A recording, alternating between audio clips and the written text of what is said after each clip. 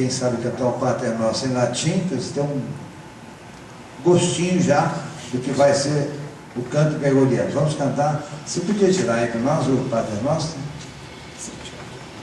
Pater noster, qui es in celis, sanctificetur nomen tuum, adveniat regnum tuum, fiat voluntas tua, sicut in cielo et in terra. Panem nostrum quotidianum da nobis hodie, et dimitte nobis debita nostra, sicut et nos dimittimus debitoribus nostris, et ne nos inducas in tentatione, sed libera nos a malo. Sejam bem-vindos e abençoados em nome do Senhor. Todos nós já escutamos, já falamos, igual o Rodrigo falou, quando geralmente tem alguma coisa a respeito da Igreja Católica, assim, normalmente aparece o canto gregoriano como música de fundo, que geralmente aparece como aquilo que representa a Igreja Católica. Por quê? Porque o canto gregoriano, na verdade, ele é o ápice do canto ocidental, é o ápice da liturgia. O que é a liturgia da igreja? A liturgia da igreja, ela tem duas funções, na verdade. Uma é a glorificação de Deus e outra é a santificação dos homens. E os homens, eles são compostos de corpo e de alma. Deus poderia ter criado a gente como os anjos, sem corpo, só com a alma, só com o espírito, puros espíritos. Mas Ele criou a gente com corpo. E o que a gente tem no corpo? A gente tem os sentidos. A gente vê, a gente escuta, a gente sente o gosto, a gente sente o cheiro. Quer dizer, a gente tem os 5 sentidos. E o que a igreja sabiamente faz? O demônio, ele usa os 5 sentidos para perder as pessoas. Isso daí não precisa explicar, todo mundo aqui, a maioria é de adultos, tem alguns adolescentes assim, mas sabe-se muito bem assim que o demônio usa os 5 sentidos para perder as almas. E a igreja, o que ela faz? Ela usa os 5 sentidos para dar o culto a Deus e a santificação dos fiéis, que é a função da liturgia. A missa, que é o ápice da liturgia, mas também temos o ofício divino, o breviário, a liturgia das horas, né? Que é também uma liturgia oficial da igreja. O que ela usa? Ela usa os 5 sentidos. A missa, o que a gente vê? A gente vê primeiramente o padre com os paramentos, a gente vê os gestos do padre, o sinal da cruz, as genuflexões, o erguer da hóstia consagrada para a gente adorar. A gente escuta o barulho do sino, a gente escuta o canto, que é o canto gregoriano, que é propriamente aquilo que a gente vai falar hoje. A gente sente o cheiro do incenso, a gente sente o gosto, seja o gosto do corpo de nosso Senhor Jesus Cristo debaixo da espécie do pão, seja um pão bento, seja alguma coisa assim que a igreja nos dá. Então assim, a igreja utiliza os 5 sentidos. Ela, durante, por exemplo, o rito do batismo, o que ela faz? Ela traça o sinal da cruz sobre a criança, ela sopra sobre a criança. Então, ela pega isso daí que o diabo usa para perder as almas e ela salva as almas através disso. E é interessante que a gente vai falar um aspecto importantíssimo dos sentidos. Os mais altos são a visão e a audição. Tanto é que me parece até São Tomás que fala isso, não é, padre? Se eu estiver falando errado, o senhor me corrige. Por isso que está no alto da cabeça. Aqui, a visão e a audição estão no alto da cabeça. Os outros sentidos são um pouco mais baixos, eles estão mais baixos na cabeça, nas outras partes do corpo.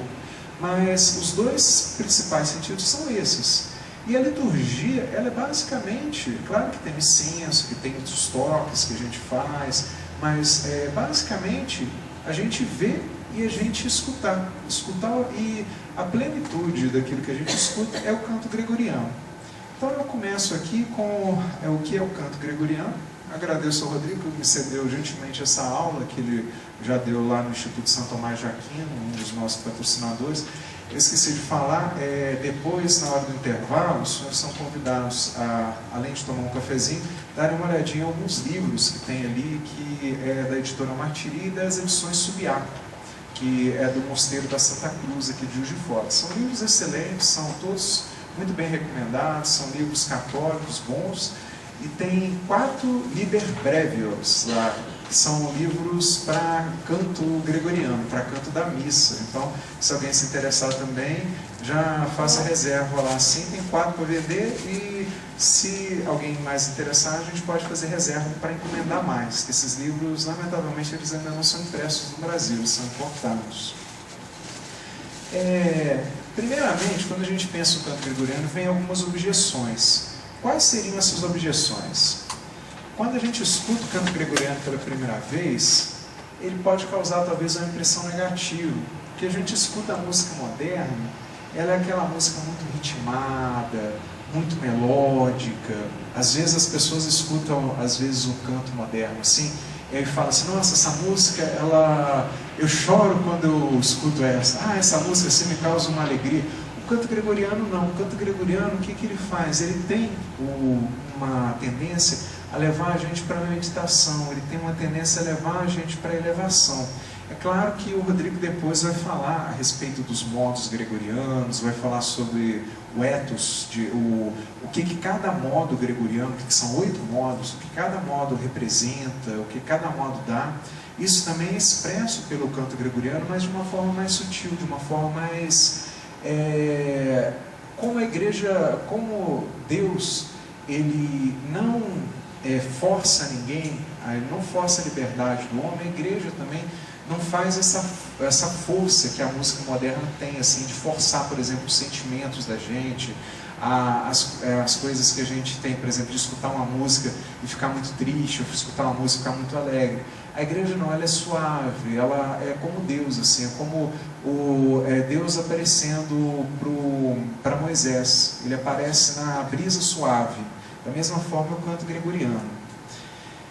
Poderíamos nos impressionar não tanto pelo que há nele, mas pela falta daquilo que ele tem. Porque se a gente for comparar com a música moderna, o canto gregoriano assim, ele é despojado, ele é simples. Ele, como toda a liturgia da igreja é muito simples, principalmente a liturgia romana. A liturgia romana ela tem essa característica de ser simples, de ser sóbria. Então, o que a gente vê? A gente sente falta de uma harmonia. A harmonia da música moderna, que tem várias vozes, uma voz cantando uma melodia, outra voz cantando outra melodia. Aquilo lá não, o canto gregoriano, ele canta uma melodia só, todos cantando a mesma melodia. Por quê? Porque mostra a unidade do rito, a unidade da igreja. Somos todos um em nosso Senhor Jesus Cristo, somos o corpo místico de nosso Senhor Jesus Cristo. Então fazemos parte do corpo místico de nosso Senhor Jesus Cristo, e por sermos um, a liturgia, a maneira de cantar, ela é única, é uma única melodia, só que todos fazem ao mesmo tempo. O tempo do canto gregoriano não é definido claramente, e tem também algumas outras coisas estranhas, como por exemplo, quem está acostumado com a música moderna, às vezes vê a terminação de canto gregoriano, às vezes acha que vai terminar, vamos supor, vai repousar a última nota num dó, e aí a última nota repousa num ré. Um ré qual o segundo modo? Primeiro e segundo. O primeiro e segundo modo repousa num ré.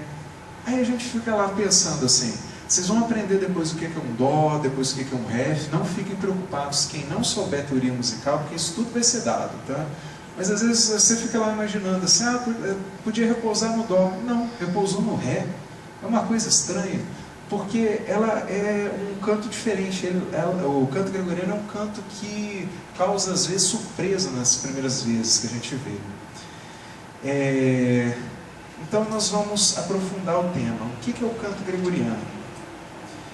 A definição.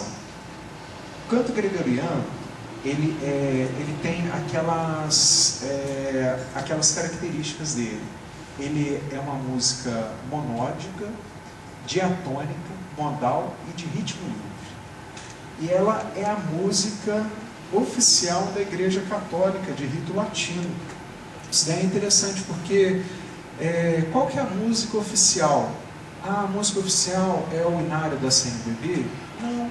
O inário da CNBB é um inário bom, pode ser usado nas paróquias para ser cantado e tudo, pode ser usado para celebrar as missas, mas ele não tem caráter de oficialidade. O canto gregoriano não, o canto gregoriano é o canto oficial. É um canto que a igreja desenvolveu através dos séculos, através de quase 2000 anos, e é o canto oficial. Hoje, se fôssemos usar uma peça para cantar e falássemos assim, a gente tem que usar o que a igreja manda oficialmente. Oficialmente é o canto gregoriano. Isso daí não sou eu quem falo.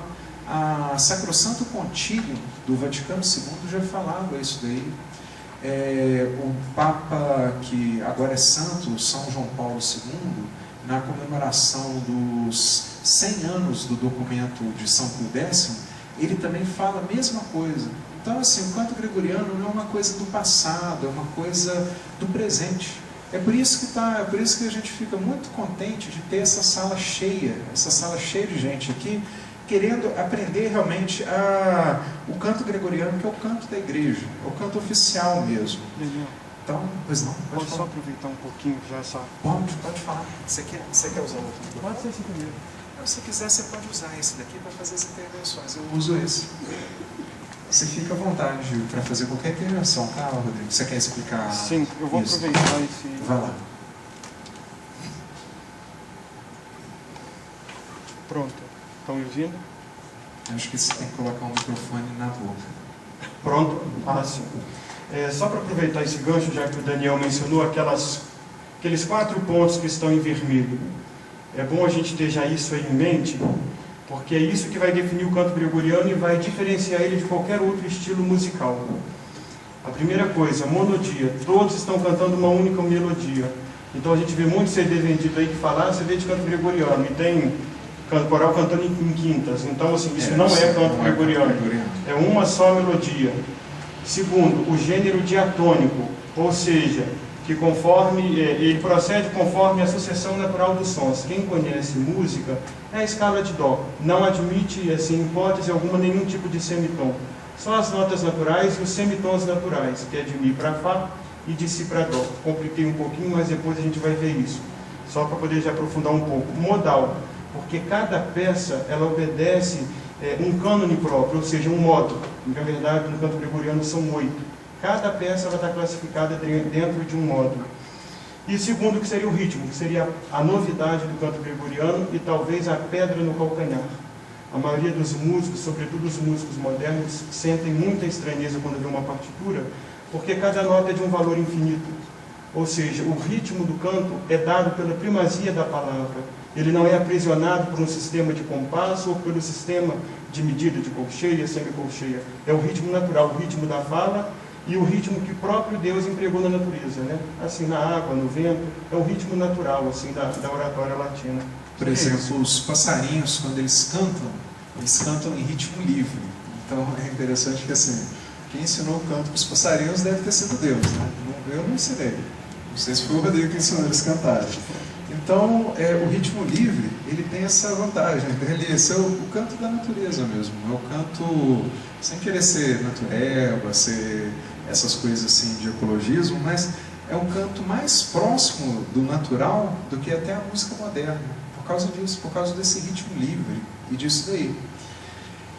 Isso depois, gente, vocês não assustam com essas 4 características, não, se vocês não entenderem.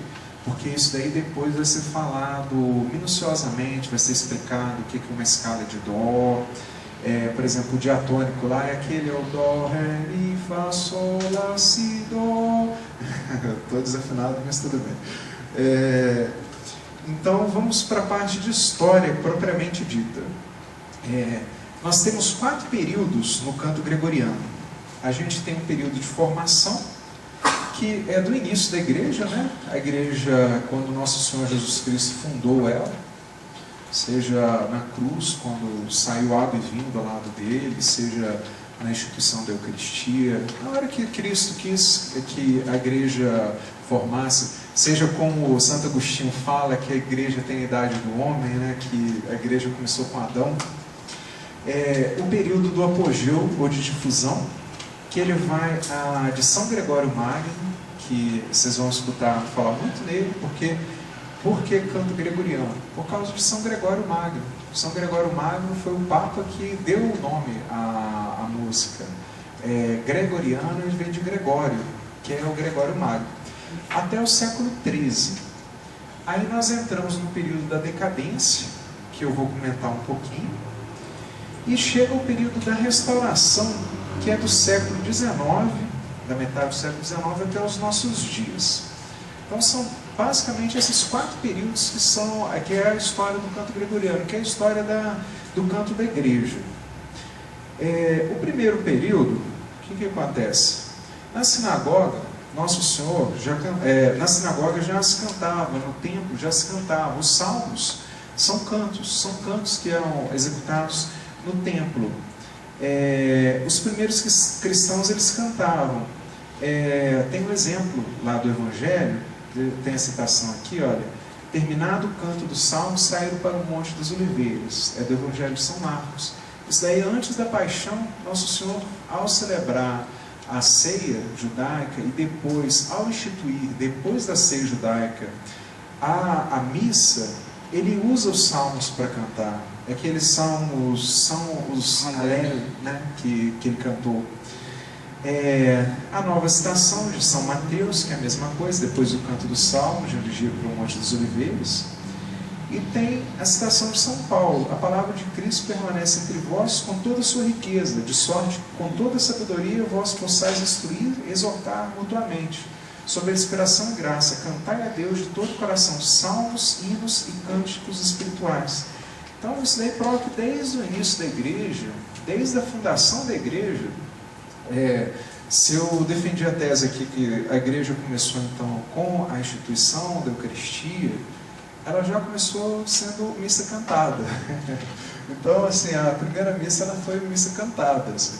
Depois a gente vai falar um pouquinho sobre a liturgia, porque na liturgia do rito na forma romana, na forma extraordinária do rito romano, ele tem várias formas de missa. Tem a missa rezada, que o padre ele só recita as orações, e tem a missa cantada, na qual o padre canta as orações.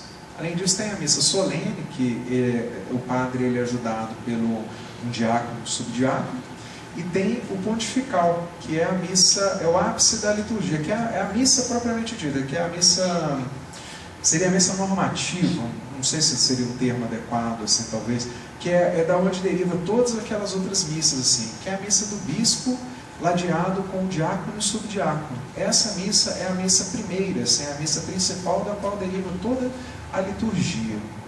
E Nosso Senhor Jesus Cristo, ladeado pelos apóstolos, ele cantou na missa. Então, a primeira missa foi cantada. Recitai entre vós salmos, hinos e cânticos espirituais. Cantai e celebrai de todo o coração os louvores do Senhor. Rendei graças sem cessar e por todas as coisas a Deus Pai, em nome de nosso Senhor Jesus Cristo. O que acontece? Isso daí a gente vê que, então, que temos citações já dos primeiros séculos, daí são das cartas de São Paulo do Evangelho. Então já se cantava antes de Nosso Senhor Jesus Cristo, tanto na sinagoga quanto no templo de Jerusalém já se cantava, porque é uma coisa normal louvar a Deus através dos 5 sentidos, igual eu falei. E o canto é uma coisa sublime, é uma coisa que nos eleva. Os povos antigos todos usavam o canto nas suas liturgias, nos seus cultos. Aí o que acontece? A gente tem ali uma mapinha das primeiras comunidades cristãs. Muito se deve a essa expansão por São Paulo. E o que aconteceu? Cada civilização contribuiu um pouco para a formação do canto gregoriano.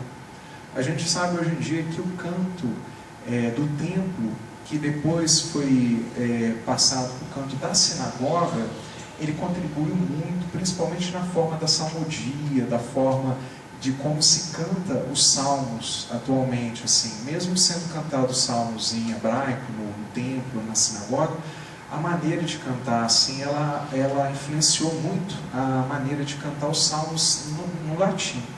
O canto gregoriano ele tem uma quinta característica, que a língua dele é a língua latina.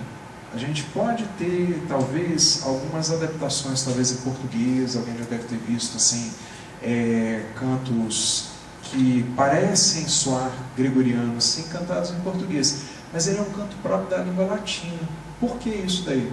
Porque a língua latina é a língua oficial da igreja, é a língua na qual toda a liturgia da igreja foi composta, é a língua na qual o Vaticano II, no Sacrosanto Concílio, falava que deveria ser preservada, o São João 23 falava na Vetero Sapientiae que deveria também ser preservado e tudo. E o canto gregoriano nada mais é do que a palavra latina recitada, a palavra latina cantada. Então, no canto gregoriano ele tem essa característica. O Rodrigo depois vai esmiuçar melhor, mas o que é a primazia do canto? É a melodia? É o ritmo? São os modos? Não, é a palavra latina. Então, a palavra latina ela tem a primazia, porque aquilo lá é oração, é a oração da igreja. Então, a palavra latina ela tem toda a primazia. Houve também influência do canto latino e do canto grego também na formação. É citado também algumas influências, principalmente na África e tudo, porque esses povos também eles tinham os cantos deles. Dos gregos, por exemplo, a gente tem os modos. Os modos até hoje, embora sejam mais diferentes, eles sejam diferentes dos modos gregos, eles têm o mesmo nome dos modos gregos. E do latim tem o cursus, que é a notação derivada dos acentos gramaticais. Uma teoria de Dom Monquerot é que aqueles sinais gráficos, aqueles primeiros sinais gráficos que eu vou mostrar aqui depois, eles são derivados do acento agudo e do acento grave, que primeiramente fazia elevar a nota e fazia abaixar a nota. Aí depois eles começaram a colocar uma elevação e um abaixamento da nota, ou então um abaixamento e uma elevação da nota. Esses primeiros sinais que derivaram toda a notação, que a gente vai ver depois. Então, apesar de temas tão diversos, apesar de contribuições tão diversas, a Igreja Católica ela tem essa vantagem, ela consegue ser católica. O que quer dizer católico? Católicos, universal é para todos. Então, assim, houve contribuição de todos os povos contribuíram um pouco para gerar tanto a liturgia da igreja quanto o canto da igreja. E desde a origem do cristianismo, era comum que a oração não fosse simplesmente recitada, mas que fosse feita alguma inflexão da voz, algum modo de cantar, para enfeitar mais. Santo Agostinho, quem já leu as Confissões, Santo Agostinho cita uma frase eu cito uma frase de Santo Agostinho, que ele entra na igreja de Milão e ele escuta o povo cantando. E ele sente-se inspirado assim, por escutar o povo cantando dentro da igreja de Milão, aqueles hinos que Santo Ambrósio tinha composto, os salmos que Santo Ambrósio tinha composto as melodias. E o que era aquilo lá? Aquilo lá, o canto ambrosiano, que nada mais é do que um canto gregoriano mais primitivo, muito parecido com o canto romano, que depois vai dar origem ao canto gregoriano propriamente dito. Então Santo Agostinho já falava mesmo que o próprio escutar do cantar já ajudou na conversão dele. Então a música em si ela é um fator para a conversão. É interessante isso, porque às vezes a gente fala assim, isso daí é balela, isso daí a pessoa está querendo preciosismo, está querendo ser elitista, cantar uma coisa em latim ainda. Para que isso? Vamos cantar em português, vamos cantar em ritmo de samba, alguma coisa assim? Não é por causa disso não é porque o samba é ruim nem nada assim não. O samba tem um espaço dele lá, tem a coisa dele lá assim, Mas não é para a igreja. Para a igreja, qual a função do canto da igreja? É levar as almas a Deus. É a função da liturgia. É fazer o culto a Deus e santificar os fiéis. Essa dupla função litúrgica é a dupla função também do canto. Tem uma... Pois não? Pode falar. Acho que é de Agostinho mesmo que ele fala. Quer ver o que cremos? Vinde e vede o que cantamos. Então é isso, porque é como se fosse a própria doutrina sendo cantada, a Sagrada Escritura sendo cantada, aí está a divulgação da própria fé. Né? Exatamente. Toda a liturgia, o canto gregoriano, assim, a maioria do canto gregoriano é a Sagrada Escritura sendo cantada. Assim. Depois vai ter uma aula quais são as peças gregorianas. Na verdade, assim, 99% das peças é a Sagrada Escritura sendo cantada. É interessante que antes de São Gregório Magno, alguns papas já tinham instituído, já tinham feito algumas coisas assim, algumas leis a respeito do canto. O livrinho eu deixei no carro, né, Augusto? Não tem problema não, mas teve um papa, se eu não me engano agora, acho que foi Leão I, que já ameaçava descomunhão um abade de uma abadia próxima a Roma, porque ele não tinha adotado o canto gregoriano. Isso daí bem antes de São Gregório Magno. Assim. Aqui tem alguns exemplos, por exemplo, o Liber Pontificar, que era o livro que fala os atos que os papas fizeram, já falava algumas coisas, assim, como por exemplo, 384, São Damaso, São Damaso, ele oficia a salmodia, ele oficia as antífonas, introduz o Aleluia na missa romana. Em 440, São Sisto, ele funda um mosteiro para o estudo do canto. Em 461, São Leão institui o canto anual. Então, sempre a igreja legislou a respeito do canto. E o canto oficial da igreja romana, da igreja que a liturgia que o Papa celebrava é o canto gregoriano.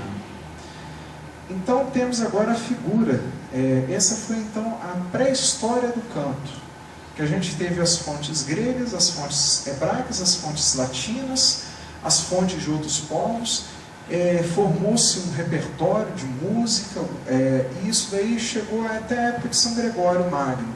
E São Gregório Magno, ele é interessante porque ele foi, primeiramente, de família nobre. Ele chegou a ser um tipo de cônsul em Constantinopla. É até interessante que foi a época que as liturgias, elas, como disse o saudoso Papa Bento XVI, se autofecundavam. A liturgia bizantina, ela fecundava a liturgia romana, e a liturgia romana, ela fecundava a liturgia bizantina. E São Gregório Magno, ele leva o nome porque ele fez uma das coisas que ele fez foi compor um antifonário para o altar da confissão de São Pedro. E conta a história, não sei se é verdade, não sei se não é, que ele acorrentou esse antifonário no altar da confissão de São Pedro, para que as missas elas fossem cantadas sempre no altar de São Pedro da mesma forma, assim, pelo menos a forma, os cantos serem aqueles lá mesmo lá. E por isso que foi tradicionalmente atribuído a ele a formação do canto gregoriano. É claro que houve muitas peças antes dele, provavelmente ele deve ter composto, provavelmente os historiadores modernos falam até que ele tinha algum problema de saúde, que talvez ele não cantasse, mas isso é coisa de gente moderna. Assim. Daí a tradição fala que São Gregório cantava e compôs várias coisas. Além disso, ele organizou o canto gregoriano de tal forma que a gente tem hoje em dia na missa. Ele organizou a missa romana também, o Ordo Missae que a gente tem, o ordinário da missa que a gente tem hoje em dia, ele é muito baseado nessa época aqui. A missa tridentina, que todos os senhores estão convidados a assistir, nós vamos ter no domingo, nós vamos ter no sábado também, às 9 horas, uma missa cantada lá na Capela da Casa de Itália. Ela é a liturgia, basicamente essa mesma liturgia que São Gregório celebrava. Então, o que acontece? ele recolheu então, pôs em ordem as peças e deu lugar ao ciclo litúrgico para formar o repertório do antifonário oficial. Esse antifonário que ele acorrentou no altar da Confissão de São Pedro. Ele reformou e aperfeiçoou os cantos existentes em uso. Na época também tinha muita coisa, tem aquela teoria que eu falei dos acentos, que eles vêm do acento grave, do acento agudo, que é de Dom Monquerro. Tem uma outra teoria que aquelas primeiras notações são notações que derivam de Bizâncio, da época de São Gregório Magno. São Gregório Magno ele ficou muito tempo em Bizâncio, antes de ser eleito Papa, antes de se tornar Papa. E ele funda a Escola Cantorum, que era uma escola superior de música clássica, de música sacra, para que se conservasse puro e intacto o canto. Uma coisa interessante, porque o canto ele demanda estudo, ele demanda tempo, ele demanda que a gente assente, escute, execute, cante. Então ele não é uma coisa assim muito fácil, mas também não é uma coisa difícil, não precisam ficar preocupados quanto a isso. Aqui nós temos um exemplo de notação antiga. Essa daqui é a notação do manuscrito, acho que parece de Laon, não é? E embaixo nós temos a notação quadrática, a notação das 4 pautas, que é a mesma melodia, na verdade, assim. É a mesma melodia. O que está escrito em cima, aqueles rabisquinhos que estão escritos lá em cima, Justus ut palma florevit, o justo como a palma floresce. É isso, né, Paulo? O que acontece? Ali no manuscrito é a mesma melodia. Primeiramente eles começaram a colocar aqueles sinais gráficos e depois, por fim, foi evoluindo até chegar nesses sinais na pauta, que mostrava, além das notas, se subia, se descia, mostrava a altura das notas. Isso depois a gente vai ser explicado. Pode falar. Só aproveitar que as figuras já estão aí. Uma invenção da Igreja Católica é a partitura. Então, se a gente tem as partituras e pode executar qualquer peça musical, isso é uma obra da Igreja Católica. Então, assim como a Sagrada Escritura também dependia de uma tradição oral, com o canto, foi assim até mais ou menos ao século IX, por aí assim. Porque até então as melodias elas eram aprendidas e eram memorizadas pelos monges. Então fizeram um estudo que para se formar um corista, ou seja, um monge que tivesse condições de executar todos os cantos diariamente numa igreja, demandava 30 anos. Ou seja, 30 anos ele escutando com quem já sabia, até um dia ele ter segurança de executar todas essas notas. Depois, com a partitura e as linhas, aí esse período cai para 3 anos. Então, é uma tecnologia, né? É uma máquina de lavar que a igreja colocou assim nas nossas mãos. Então, um dos resquícios que nós temos desses manuscritos, todos do século XI, XII, é essa figura em cima, que era em campo aberto. Eram somente sinais colocados em cima do texto, e a função que esses sinais tinham era de recordar o cantor o que é que ele já sabia de cor. Então, por ali ele recordava a quantidade de notas. Olha lá no Florevit. Aqui embaixo, atualmente, você vê uma quantidade de notas. Lá ele dá um espaço e faz um montão de rabisco em cima. Então era isso, porque você não tem nessa figura em cima uma precisão do intervalo melódico.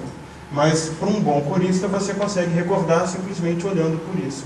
Então a gente vê também como esse canto chegou até nós assim, com quase 900 ou 1000 anos de uma tradição oral e de memória dos cantores. Né? Se a gente for ver que São Gregório, o repertório já devia estar quase inteiramente formado na época de São Gregório é 600 e pouco, 700, para 2014, dá 1400 anos. Então, assim, é uma coisa bastante interessante como que foi passado isso daí. É claro que, assim, em 600 anos foi passado quase que oralmente. Foi passado antes de ter essas partituras. Isso também não é coisa muito antiga, não. Isso daí é coisa recente também. Esse manuscrito aqui deve ser do século IX, do século X, mais ou menos assim. Manuscrito de cima, que já é um avanço. Imagina, então, antes tinha a tradição de ser passado oral, igual o Rodrigo falou. Às vezes demorava 30 anos, mas a pessoa, ela dedicava a vida dela para o canto. uma coisa interessantíssima. E outro fato interessante é que o ano litúrgico foi tão bem dividido que você vê numa época que não se tinha internet. Hoje em dia os monges de Solesmes recolheram pela Europa todos esses manuscritos, e você vê assim, manuscritos de Roma, da França, de algumas regiões da Alemanha, e você consegue colocar em espelho e ver como que essas melodias elas foram transmitidas por vários países e com uma fidelidade, né? Pouca variação de nota, assim. Isso tudo pelo ouvido, pela memorização mesmo do canto. É uma graça de Deus, realmente. Então chegamos aqui no século VIII, aí temos a figura de Carlos Magno. Carlos Magno foi rei de França, né? Na verdade ele foi rei de um pedacinho lá da França, lá e tudo. E o pai dele, o Pipino Breve, na verdade eles eram mordomos do palácio, né? Eles eram mordomos dos merovingios. E o que acontece? Ele queria, na Gália, tinha uma liturgia, que era uma liturgia que chamava de liturgia galicana. Era uma liturgia que era muito parecida com a liturgia oriental. Por exemplo, com a missa bizantina, com a Divina Liturgia, que se alguém já foi aqui na igreja melquita, de rito melquita, né, igreja católica de rito melquita, era muito parecida com aquilo.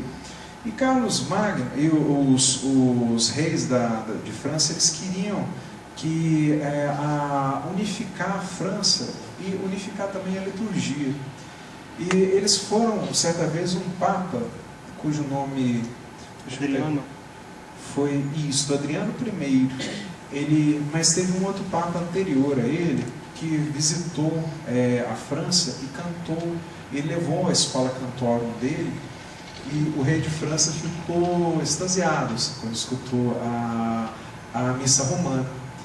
E aí ele pede ao Papa que envie os livros, que envie algum mestre para ensinar as galhas a cantar, porque eles não tinham aquilo. Eles tinham uma liturgia até muito interessante, uma liturgia própria, mas a beleza do rito romano era tamanha assim, e eles queriam tanto a comunhão com o Papa, como hoje a gente tem que ter a comunhão com o Papa, que eles queriam ter a liturgia que o Papa celebrava. Então o Papa Adriano I envia um sacramentário para a corte carolíngia. Carlos Magno ele tinha um secretário, era um padre, que chamava Alcuino. Alcuino ele pega esse sacramentário e ele vê, era o ano litúrgico quase todo, mas faltavam algumas missas. Então Alcuino ele faz algumas coisas assim, ele pega e compõe, pega alguns textos da liturgia galicana, ele pega o canto galicano, o discípulo dele, Rabano Mauro, também continua em uma escola, e eles desenvolvem o canto romano puro, junto com alguns elementos do canto galicano. E isso daí é interessante, que aqui também isso daí é importante. O Papa Adriano envia a Carlos Magno, mais ou menos pelo ano 790, dois cantores da escola cantorum romana, o Petrus e o Romanus. O Petrus ele vai ficar no mosteiro de São Galo, dizem que ele estava passando lá, que ele adoeceu, outros falam que ele gostou do mosteiro, e ele ficou lá em São Galo. E o Romanus ele ficou em Metz, aliás, ao contrário, né, isso daí, ficou em Metz. E foi fundado duas escolas para o ensino e o cultivo do canto gregoriano, porque também nessa época ainda tinha composições, ainda tinha improvisações, adaptações, e isso daqui chega até o século IX, que é o ápice do canto gregoriano, que é quando o monge italiano Guido d'Arezzo ele sugeriu aquela linha de 4 pautas, que aquilo lá assim tornava preciso muito o canto gregoriano, a melodia, que é usada até hoje. Dizem que ele começou isso daí como uma brincadeira para crianças. Ele começou com a pauta de uma linha só, primeiramente, para ensinar as crianças a cantarem, e depois ele falou assim, eu vou colocar 2, depois eu vou colocar 3, depois eu vou colocar 4.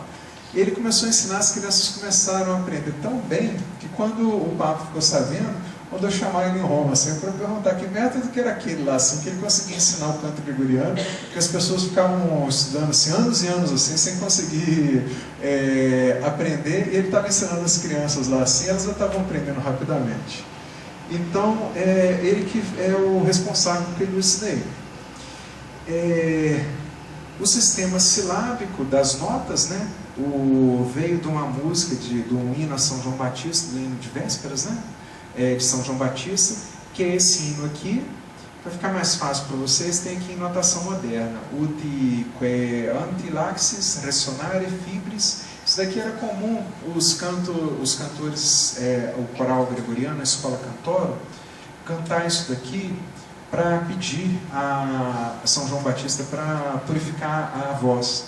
A tradução está ali embaixo. Para que nós, servos, com nitidez e língua desimpedido, milagre e a força dos teus feitos elogiemos, tira-nos a grave culpa da língua manchada, São João. E aí vocês podem ver que cada nota ali, o ut é um dó. O ré, ressonare, é uma nota ré. O mira gestorum, a primeira notinha lá, o primeiro pontinho pretinho, é um mi. O famolituorum, o fá, ali, a primeira notinha é um fá. E a primeira nota ali daquele grupo de 3 notas ali é um sol, solver. Por isso que a gente tem o dó, ré, mi, fá, sol, lá, si. E si é Sancte Ioannis, S-I, é o si, é a nota final. Antigamente cantava assim, ut, ré, mi, fá. Aí depois teve um italiano, que não me recordo o nome agora, se eu recordar, que trocou o ut pelo dó, para ficar mais fácil de pronunciar, porque o ut dava uma certa pronúncia dificultosa. Então ele tem esse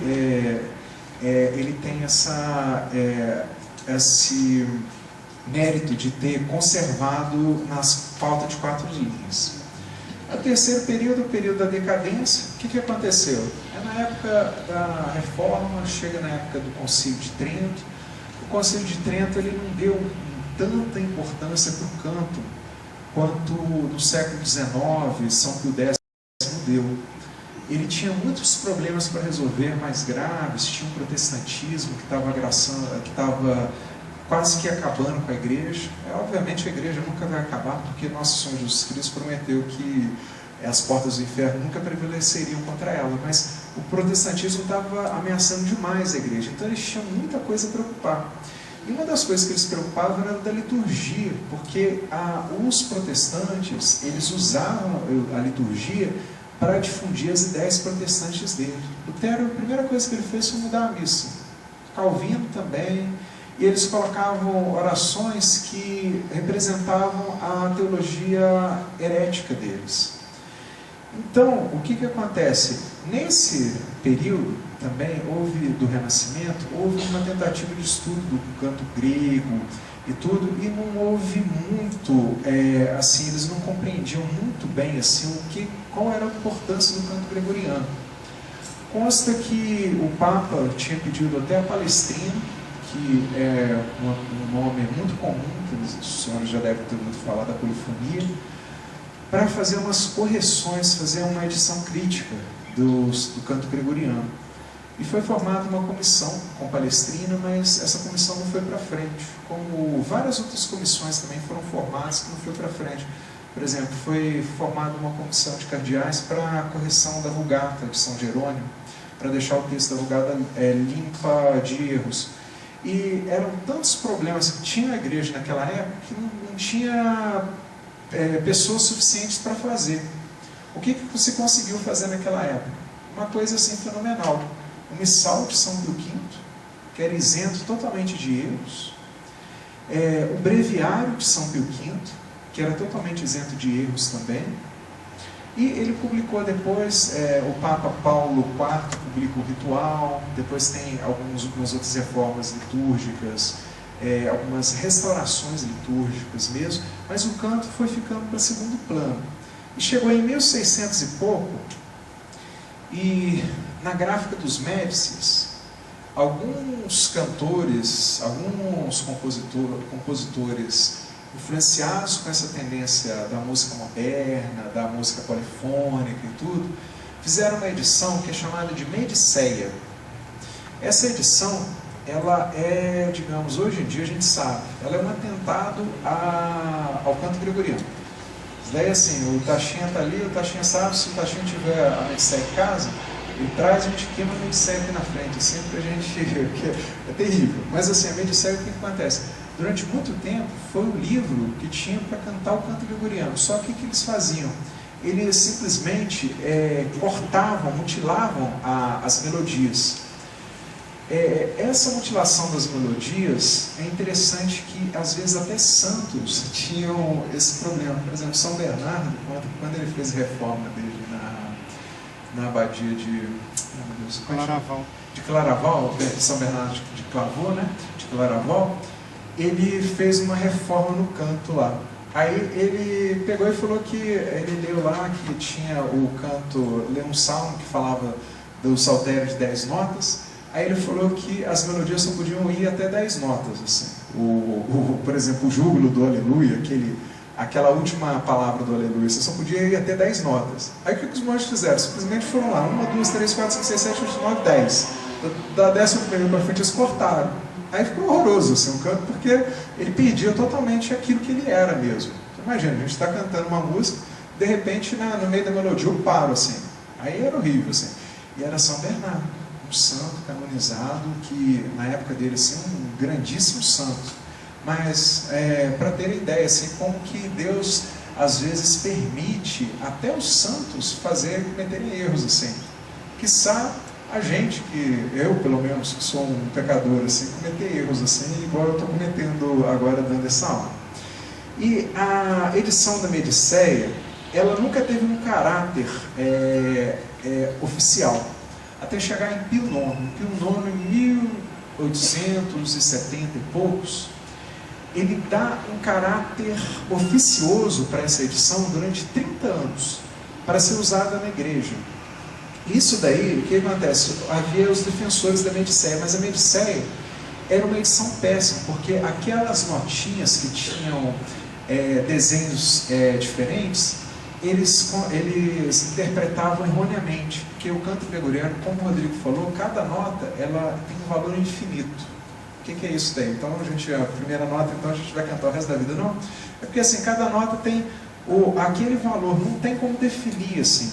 E lá eles definiram assim, que era uma colcheia, a nota quadradinha, a nota losangular era uma semicolcheia, a nota que era uma vírgula era uma semibreve. Foi coisa de jesuíta, tá? Exatamente. Foi coisa de jesuítas, assim. É que os jesuítas, eles são práticos. Então, o que acontece? É pena que o tempo já está esgotado, senão eu tenho que contar uma piada aqui. Mas eu vou contar a piada assim mesmo. Deixa eu contar aqui, já que a gente atrasa um pouquinho o café. Você sai aqui um pouquinho mais tarde. Dizem que estavam rezando ofício, tinha quatro ordens rezando ofício, assim. Tinha os beneditinos, tinha os jesuítas, tinha os franciscanos e tinha os dominicanos, assim, né? Aí eles estavam rezando em conjunto, assim, o ofício divino, né? Estavam cantando as vésperas. Aí, de repente, acabou a luz, assim, tudo, aí ficou todo mundo no escuro. Aí os beneditinos continuaram cantando as vésperas, assim, porque eles já sabiam de cor, eles já cantam aquilo lá, assim, há anos e anos a fio. Os franciscanos, aí eles começaram a falar a respeito da nossa irmã luz, que vem nos clarear, da nossa irmã treva, que é também a nossa irmã, que no repouso noturno, se não tiver a treva, a gente não consegue dormir. Aí os dominicanos já começaram a falar da natureza da luz, que a natureza da luz é uma coisa assim que ilumina, tal qual a Trindade, Nosso Senhor Jesus Cristo, que é o Verbo que ilumina. E os jesuítas, o que eles fizeram? Eles pegaram e foram caçar, cadê o fusível que tinha queimado? Então dizem que o jesuíta é muito prático, assim, não fica muito variando nas ideias, não. Então, só para terminar agora, eu já estourei meu tempo, mas eu vou pedir mais 5 minutos, porque é o quarto período, que é o período que nós estamos vivendo, que é da restauração do canto gregoriano. Essa abadia enorme é a abadia de Solesmes. Foi fundada por Dom Prosper Guerrard. E ele, o que ele fez? Ele fez uma restauração em 3 aspectos diferentes. Primeiro a melodia, depois o ritmo e depois os modos. aqui tem a história que foram vários monges de Solesmes que começaram a trabalhar.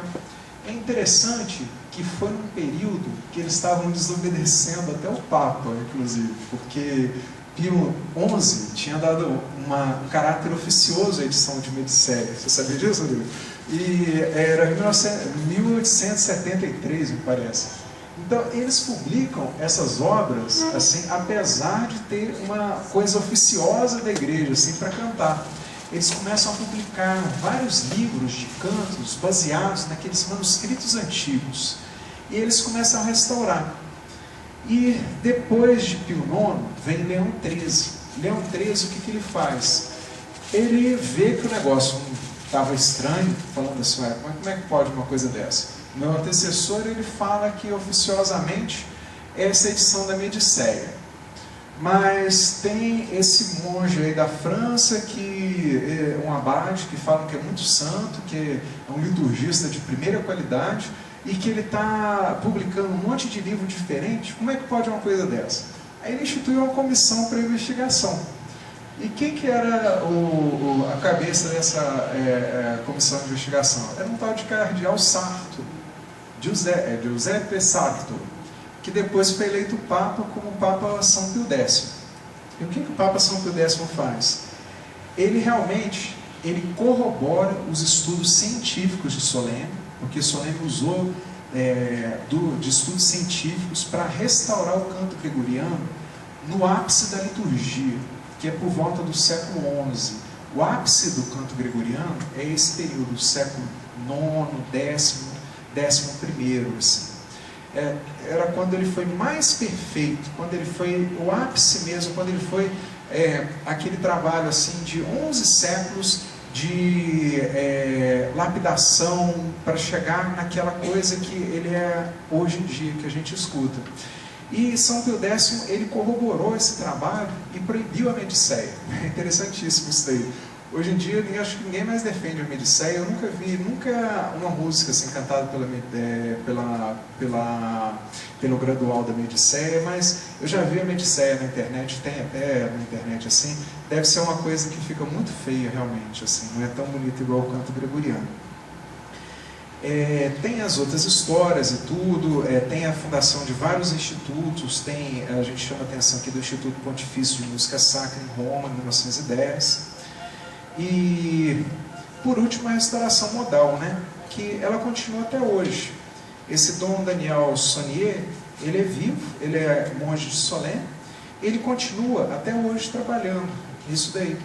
Então, assim, um trabalho do canto gregoriano, da restauração, ele ainda está no curso, ele ainda está em curso, porque é um trabalho que ainda vai demandar um certo tempo.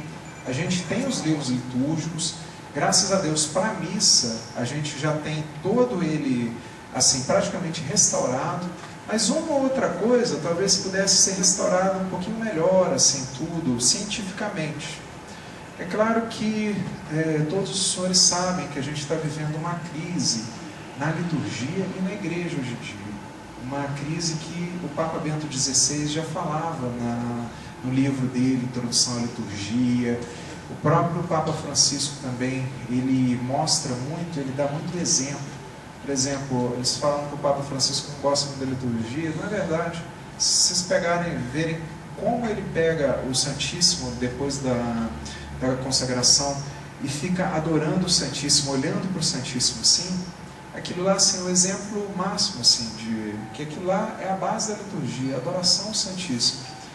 Então isso ainda está em processo mas nós temos peças já restauradas para a missa inteira, para o ano litúrgico todo, para o antifonário, que é para a parte do ofício divino, do breviário, da liturgia das horas todo, quase todo, e nós espero que depois de superada essa crise na igreja, nós consigamos ter essa restauração por completo, ter o canto mais puro e o melhor possível. Peço desculpas por ter ultrapassado o tempo, acho que ultrapassei um pouquinho, acho que foi 10 minutos só que eu ultrapassei, 20 minutos, perdão. Eu vou passar só para o Márcio, a gente vai fazer o café e depois a gente vai para a aula prática. Obrigado. Então vamos agora prosseguir então a nossa apostila aí, com a parte da teoria. A parte inicial de história já foi dada, a de latim nós veremos amanhã. Então nós vamos aí para a página 9. Página 9, notação gregoriana. Vamos lá, a princípio parece escrito garítico, mas não é não. É uma coisa possível de ser lida e bem fácil, até mais do que a própria música moderna. Eu coloquei essa figura aí, é uma figura muito interessante dos monges cartuchos, os antifonários que eles usam para cantar os ofícios, né? Então nós vamos aprender assim, até sexta-feira, como que funciona o esquema de leitura dessa partitura. Então, notação gregoriana, acharam aí? Os sons musicais exprimem-se por meio de sinais que chamam notas. Dó, nós vimos que ela tinha o nome de ut no início. Ré, Mi, Fá, Sol, Lá e Si, e que se repetem sucessivamente pela mesma ordem. Estes nomes, usados por Guido de Arezzo, monge beneditino da Idade Média, correspondem às primeiras sílabas da primeira estrofe do hino do ofício de São João Batista. Então é esse hino aí que nós mostramos no início e que deu, por assim dizer, origem às notas musicais. Tá? Então aí, Guido de Arezzo, ele trabalhava com as crianças, que eram coristas no mosteiro, e, como Daniel bem disse, era costume que os coros de crianças cantassem essa música, que esse primeiro trecho do hino de São João Batista, para pedir a proteção para a garganta, para os meninos que iam cantar na missa do ofício. E Guido de Arezzo, ele inventou um sistema de mão, onde cada mão simbolizava uma nota. E ele percebeu que nesse hino de São João Batista, cada estrofe iniciava um tom acima do outro. Então eu vou cantar para vocês verem como que soaria isso.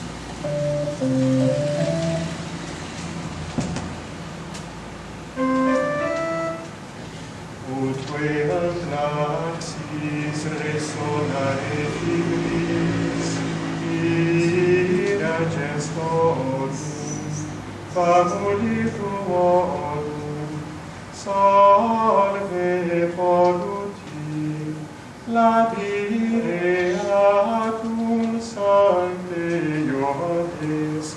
Então, ou seja, cada estrofe iniciava um tom acima do outro.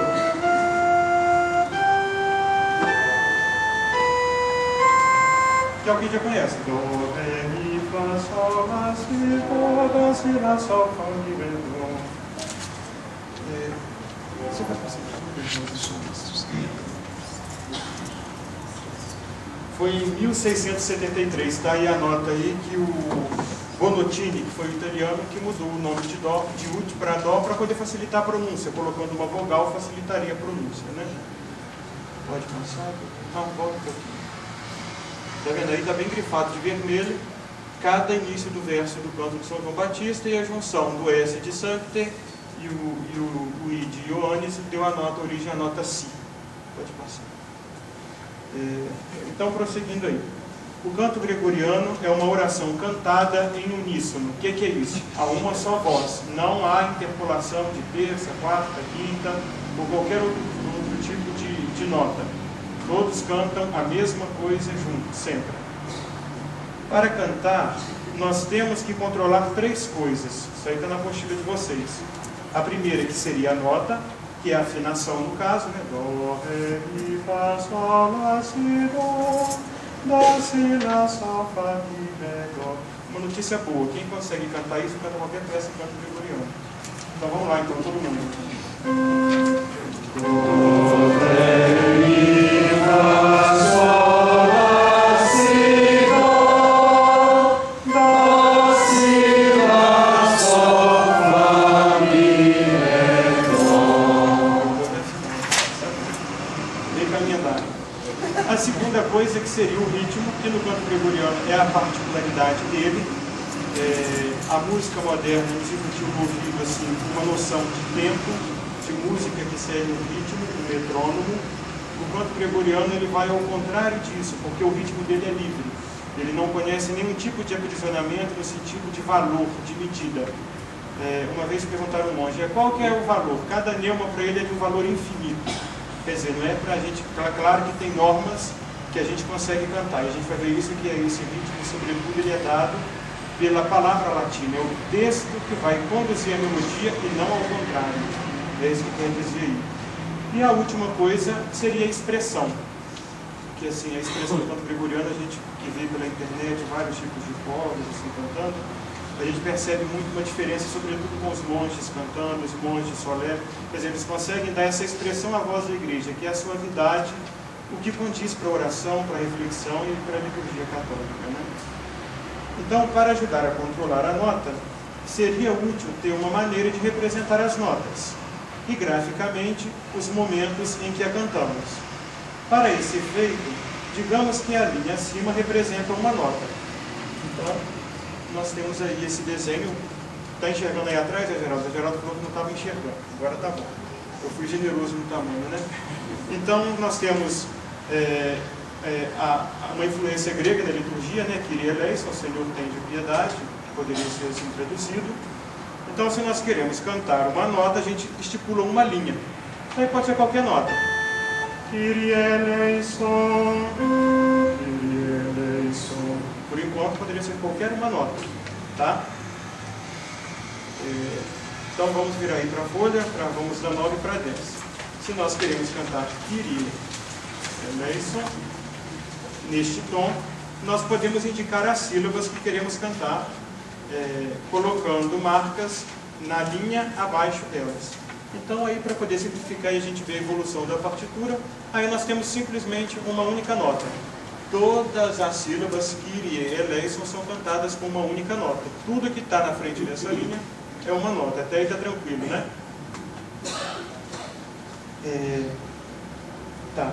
Para indicar qualquer uma melodia mais elaborada, precisamos de formar de uma forma de indicar uma variedade de notas e de uma forma precisa. Podemos começar a fazer isso usando ambas as linhas e os espaços acima e abaixo delas.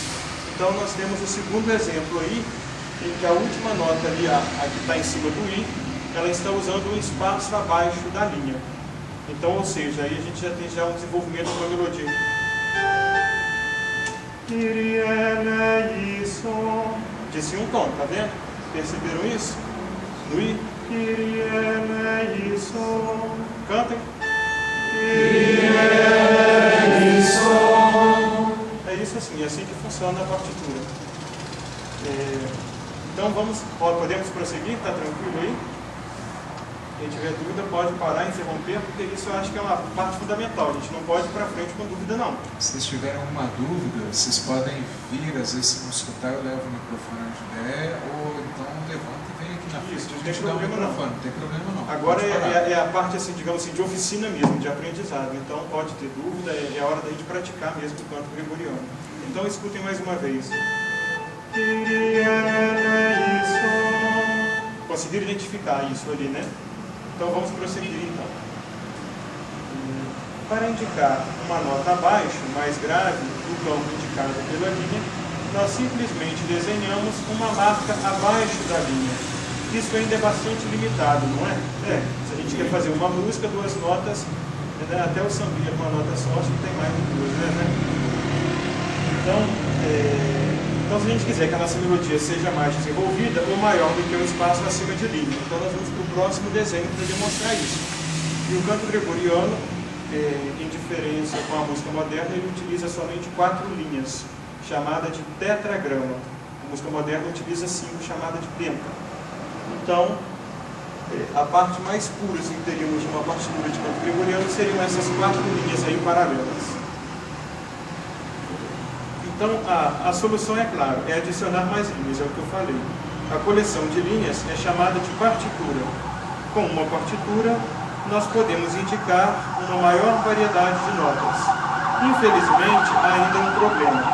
As notas abaixo podem ser cantadas de diferentes maneiras, dependendo de como nós as concebemos as suas exatas ou as diferenças relativas.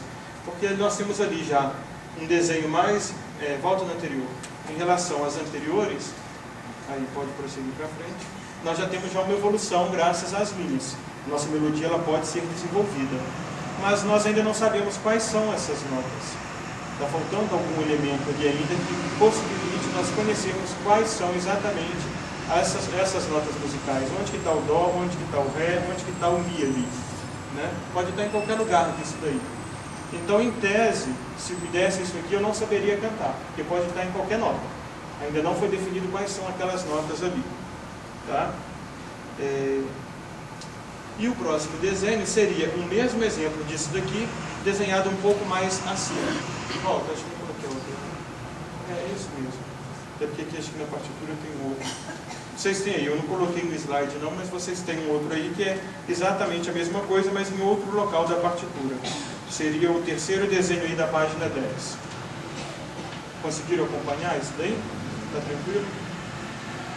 Então, movendo as notas, aí tem entre parênteses aí o nome punctum, é o nome fundamental de cada nota no canto gregoriano. Pode ser traduzido por um ponto mesmo, um punctum, um ponto. Em linhas diferentes também não vai resolver o problema. É esse exemplo que a gente deu aí. A gente pode mudar à vontade que não vai resolver o nosso problema, né? Então, qual seria a nossa solução? Uma maneira assim, mais clara de nós identificarmos cada uma nota. Ou seja, seria uma chave, né? Uma chave de leitura. E é daí que vem o próprio nome de clave. Então, aqui nós já temos. No canto gregoriano nós não temos clave de Sol. Quem falou clave de Sol? Não tem. No canto gregoriano nós temos a clave de Dó e a clave de Fá. São somente essas duas que nós temos, a clave de Dó e a clave de Fá. E para poder complicar um pouquinho mais, essas notas elas são móveis, as claves são móveis também. O que vocês estão vendo ali em cima, aquele C. Esse C é exatamente isso mesmo, porque o Dó é representado pela letra C. Então ali, aquele C ali indica que nota está naquela linha? Dó. Então agora a gente consegue identificar quais são as notas que estamos aí. Se nós descemos, olha lá, da primeira linha, Dó. No primeiro espaço, Si. Na segunda linha, Lá. No segundo espaço, Sol. Na primeira linha, Fá. No terceiro espaço nós temos um Mi. E na primeira nós temos um Ré. Então agora nós já podemos cantar essa melodia, nós já sabemos quais são as notas. Então vamos repetir comigo o nome das notas de baixo para cima, para a gente já gravar os espaços. Ré, Mi, Fá. Ré, Ré, Dó, Ré. De novo, mais uma vez para memorizar. Ré, Mi, Fá. Ré, Ré, Dó, Ré. Então agora a gente já pode cantar com o nome das notas. Vamos ver como que soa essa melodia. Bem simples, mas bonita.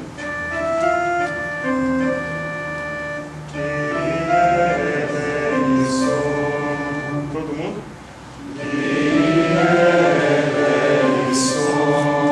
Vamos aproveitar e vamos cantar com o nome. Escutem. Ré, Mi, Fá, Ré, Ré, Dó, Ré. Ré, Mi, Fá, Ré, Ré, Dó, Ré. Só vocês agora. Ré, Mi, Fá, Ré, Ré, Dó, Ré. Contexto.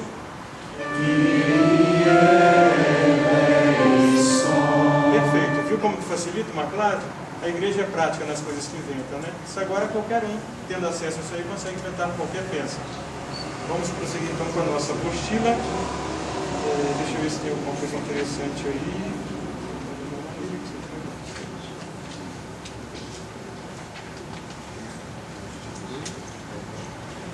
Tá. É uma pena que eu não trouxe um quadro branco, mas eu vou providenciar isso para amanhã. É aquilo que eu já havia falado no início. O canto gregoriano, ele utiliza a escala diatônica, que é essa escala que a gente conhece.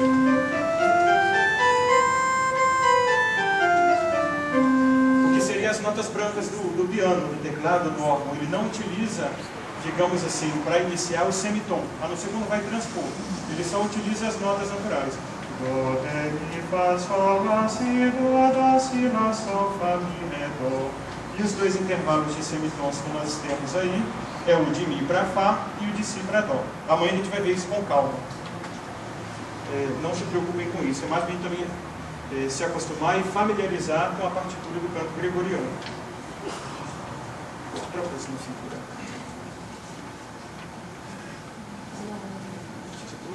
Pensa aqui não. Então aí nós temos essa figura, parece um pouco complicado, mas não é não. Nós traçamos várias linhas ali em cima, tem mais de 4, e colocamos um teclado de um piano embaixo. Então, como vocês podem perceber, as notas vão estar ou sobre uma linha ou sobre um espaço, né? E cada nota e cada linha corresponde exatamente às teclas brancas do piano. Vocês estão vendo essas linhas verdes aí, de onde estão saindo somente das teclas brancas. Essas letras aqui embaixo, para quem não sabe, essa quantidade de A, B, C, é a nomenclatura que os gregos davam para as notas. Hoje a gente dá Dó, Ré, Mi, Fá, Sol, Lá, Si, mas quem trabalha com acorde aí sabe.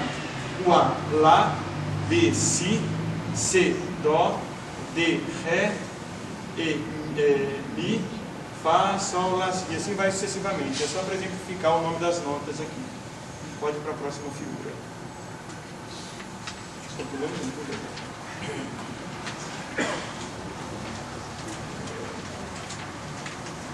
Então, voltando à melodia original em Dó, não, pode voltar mais um. Voltando à nossa melodia original em Dó, indicado na 4ª linha, prestem bem atenção na clave, naquele C lá em cima da primeira linha. Isso, conta sempre de baixo para cima as linhas, tá? Para quem está com apostila aí, eu estou na página 12, no primeiro parágrafo lá em cima. Voltando à nossa melodia original, com Dó indicado na 4ª linha, agora podemos cantá-la com confiança. Sabemos que ela começa em Ré, que a distância entre a segunda e a terceira nota é meio tom, Mi, Fá, e que a distância entre a penúltima e a última nota é um tom inteiro. Aí cante, soa bastante grave, não é? Deixa eu... Não sei se eu vou fazer o contato, eu não tenho. Então, dá licença. Uma vez que eu vou tentar ver se eu fico bom nisso. Nós temos aqui, então, Ré e o Mi. De Ré para Mi, nós temos quantos tons? 1. E de Mi para Fá, nós temos meio. Amanhã eu vou mostrar isso para vocês, que eu não trouxe o quadro hoje, eu pensei que não fosse precisar, mas o quadro vai ser bom para a gente ver isso. Tá? E voltando lá no Eléison, de Ré para Dó nós temos quantos tons? 1 inteiro, isso mesmo, parabéns. Então tá ótimo, amanhã a gente reforça isso para quem nunca tinha visto isso em música, tá?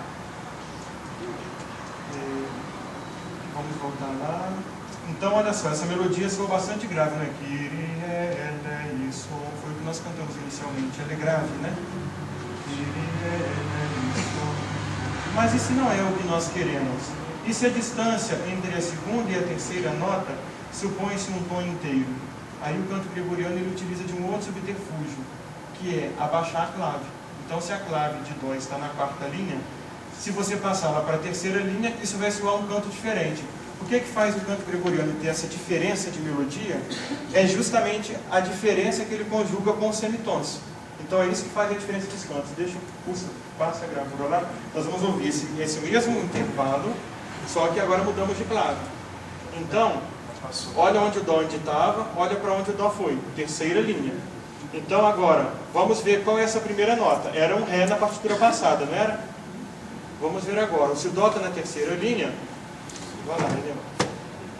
Dó, Si no primeiro espaço, Lá, Sol, Fá. Então agora o nosso canto está começando em Fá. Olha como que ele era antes. Olha como que ele vai soar agora. Diferente. Outra música, né? Olha como é que já variou. O mesmo desenho melódico, mas em outra clave, como que já muda. Vamos cantar? De novo.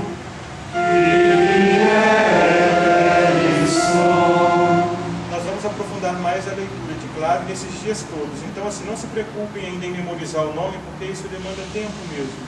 Eu estou só repetindo muito para a gente começar a memorizar o nome das notas. Então, olha lá. Primeira linha, então, nós temos um Fá. Então, Fá, Sol, Lá, Fá, Fá, Mi, Fá.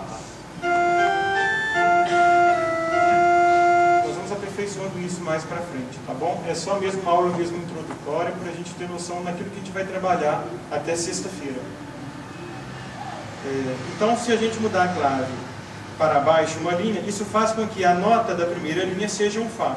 Agora, a nossa melodia soa bastante diferente, bastante festiva talvez. A localização dos meios tons, Mi, Fá, Si, Dó, evidentemente gera efeitos diferentes. Então vamos assim ouvir a primeira melodia. Grave, né? A segunda. Mais festiva, mais alegre, vibrante a melodia, né? Então agora pula aí mais uma aí, Daniel. Agora a gente começa a complicar um pouquinho mais. Olha como é que vai ficando bonito o negócio. No canto gregoriano, tá bom? Já pensou o dia que vocês chegarem assim, verem um aleluia que tem 50 notas, né? Tem que ter leitura mesmo, isso envolve leitura e prática. Assim, não adianta também a gente desanimar, achar que vai todo mundo sair daqui na sexta-feira cantando qualquer peça, qualquer gradual, né, Tachinha? Tachinha sabe que isso demanda tempo, assim. Na Idade Média nós vimos que demora 30 anos para se formar um bom monge, por isso hoje em dia a gente consegue abaixar o tempo, graças ao estudo, isso aí. Então, assim, não desanimar, é a gente continuar estudando cada vez mais para desenvolver isso. Seguiria eu De Angelis, né? A gente já tem então uma melodia mais desenvolvida, bem mais desenvolvida. Vou tocar ela, mas vocês já conhecem, né? Deixa eu baixar aqui.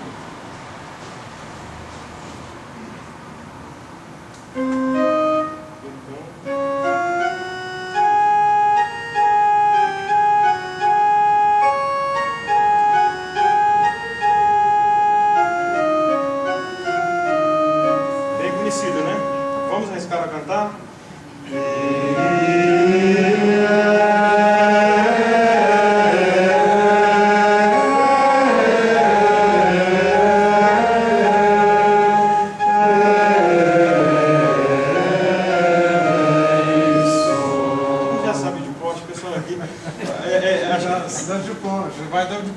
Eu acho que a memória de católico assim, vem sendo passada de geração em geração, né? As crianças todas são alfabetizadas no canto gregoriano.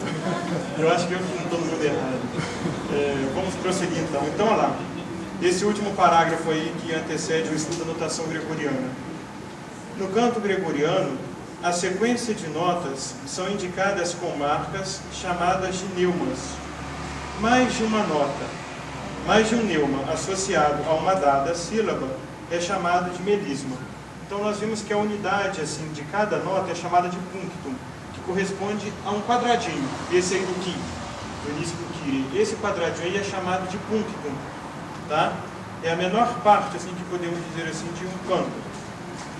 Agora, o que seriam os neumas? São várias notas associadas a uma sílaba. Olha, isso aí seria um neuma, esse conjuntinho de 3 notas. E o que seria um melisma? O melisma seriam vários neumas. É isso. Essa parte que até o texto some e fica somente nessa cantilação das notas, né? Isso é chamado de melisma. Professor, sim? por que esse bemol? É isso aí, eu vou deixar para entrar na quinta-feira, bem lembrado, moço, porque eu falei que não existe acidente, né? No canto gregoriano a gente utiliza 3 tetracordes, digamos assim. Você tem um inferior e um superior. O do meio, ele é chamado de trítono. Então, qual é o intervalo? Eu vou mostrar isso num dia. Ele tem que ter um intervalo de um tom, tom e um semitom. Então, para poder equivaler e tirar aquilo que o medievalista chamava de diabo na música, que seria o semitom, ele coloca o bemol, porque aí passa a ter um tom inteiro. Mas eu vou mostrar isso com calma. Ele não constitui, assim, na verdade, um semitom assim, no canto gregoriano. Ele é um ajuste para poder consertar um defeito da escala, digamos assim. Porque aqui também nunca forma de desaparecer esse canal, seria começar em dó. Seria começar em dó. Ficaria muito grave. Muito grave, isso, correto, Augusto, bem lembrado. Mas eu vou mostrar isso para vocês assim, mais para frente, o porquê da única exceção que a gente tem no canto gregoriano do semitom, que seria o bemol. Ele aparece quando o canto está desenvolvido numa escala do meio. E para evitar o trítono, que é o Fá, Si, adota-se o bemol para poder ajustar essa escala. Mas a gente vê um pouquinho mais para frente. É uma complicação um pouco mais no canto gregoriano. Vamos cantar mais uma vez, já que está todo mundo.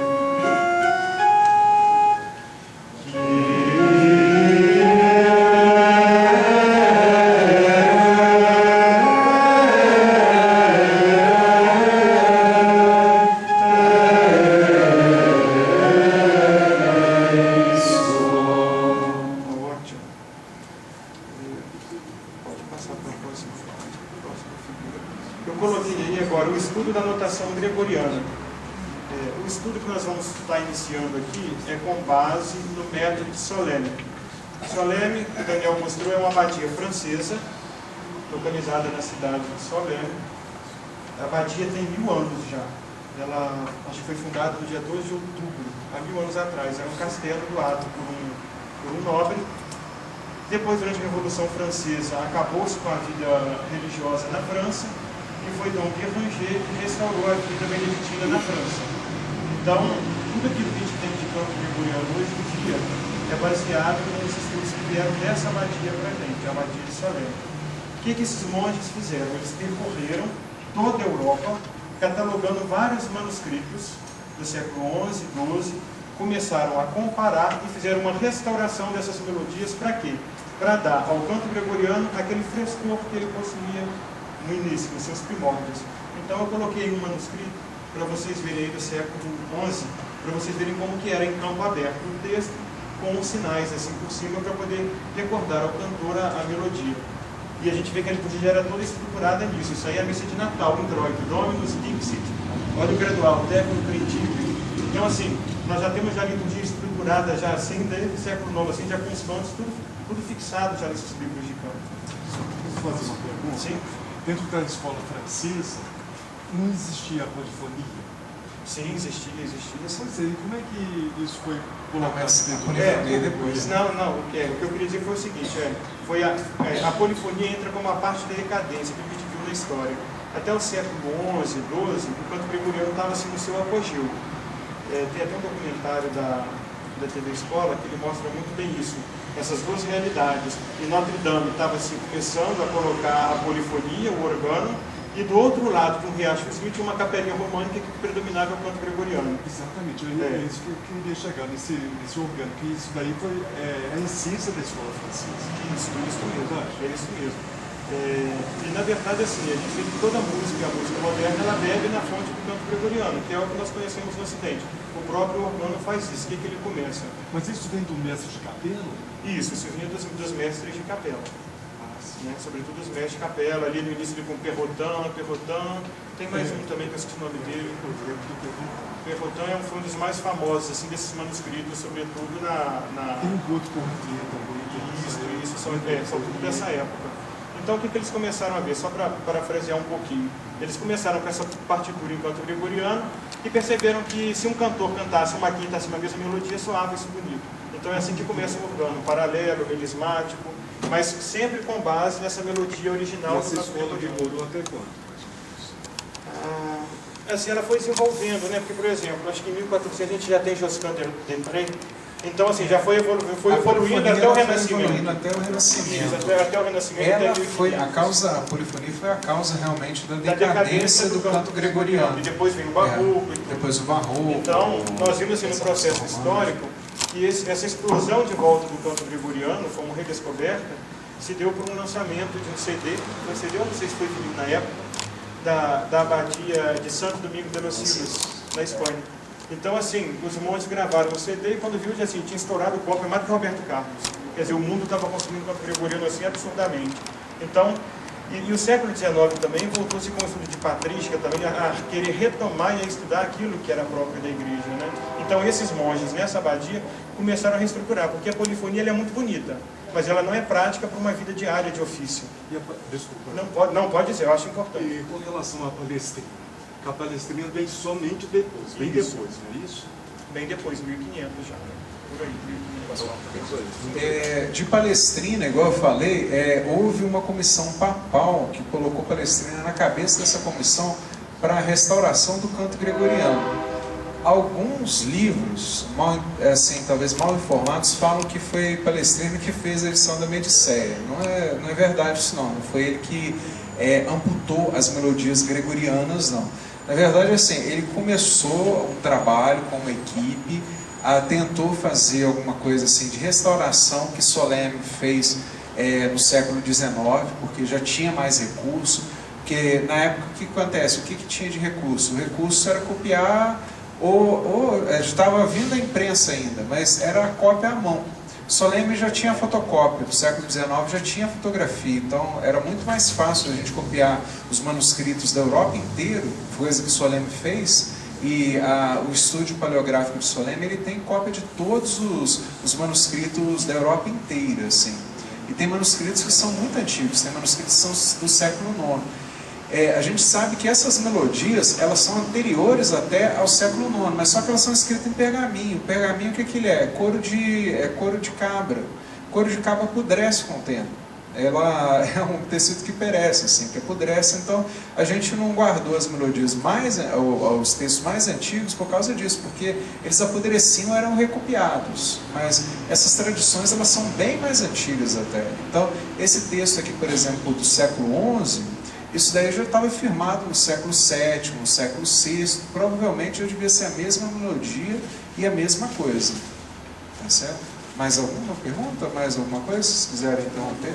E é uma coisa interessante, assim, sobretudo na época de Palestrina, só um parênteses aí, é que estava havendo um processo de decadência também de música, assim, sobretudo em Roma. Palestrina se queixava muito e por isso até que ele saiu de São Pedro e teve que ir para a Basílica de São João do Latrão, né? Palestrina falava que os músicos estavam sendo mal alimentados, porque todo o dinheiro que a igreja tinha estava sendo investido em missão, por causa sobretudo da reforma protestante. Então a igreja deixou de investir um pouco em arte, sobretudo em música, para investir nas missões que estavam precisando, né, naquelas áreas lá da Alemanha. Na verdade, o que acontece? Os recursos eram escassos, igual eu falei. Eu falei do Concílio de Trento, assim, tanto que ele tinha falado, por exemplo, para fazer a restauração da Vulgata de São Jerônimo, ele tinha falado para fazer a restauração do canto, e coisa que não tinham recurso de pessoas para fazer isso. Por exemplo, a restauração do canto foi feita no século XIX somente, e através do grande trabalho de Dom Prosper Guéranger, que foi o abade de Soleme e dos monges lá de Soleme, que era um trabalho de cópia mesmo, assim. Vocês jogam no YouTube, assim, tem o trabalho que eles fazem lá, assim, copiando assim, manuscrito por manuscrito, comparando assim, aqueles manuscritos assim, cada sinalzinho desse aqui, comparando. Esse daqui me parece que é o manuscrito de Laon, me parece. Você sabe, Rodrigo, qual que é? Não? Me parece que esse é de Laon. Santo Galo? Ah, sim. Então, aí eles comparam um com os outros, que eles são diferentes, mas é a mesma melodia. E praticamente ali é a mesma música que hoje em dia a gente canta na missa de Natal, Dominus Dixit ad me. Então, assim, eu extrapolei um pouquinho, a gente já está quase no limite do horário, eu vou parar um pouco com a parte de teoria hoje. Vamos pegar nossa folha de canto aí, vamos treinar pelo menos um canto para já adiantar para amanhã, que até sexta-feira fica bem memorizado. Deixa eu escolher um tranquilo.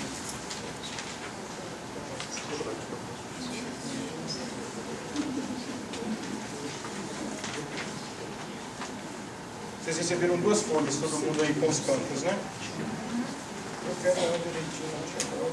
A Averedina não chegou. Não achei o meu aqui,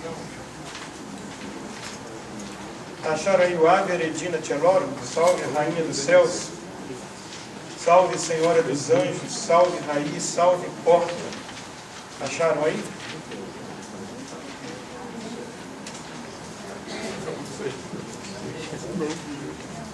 Acharam aí todo mundo? Então vamos lá então. Eu vou passar parte por parte. Vocês escutem e depois a gente vai repetindo, tá? Escutem. Mais uma vez. Todos.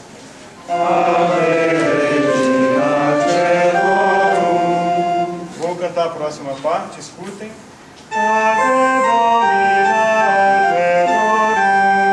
Vou cantar mais uma vez.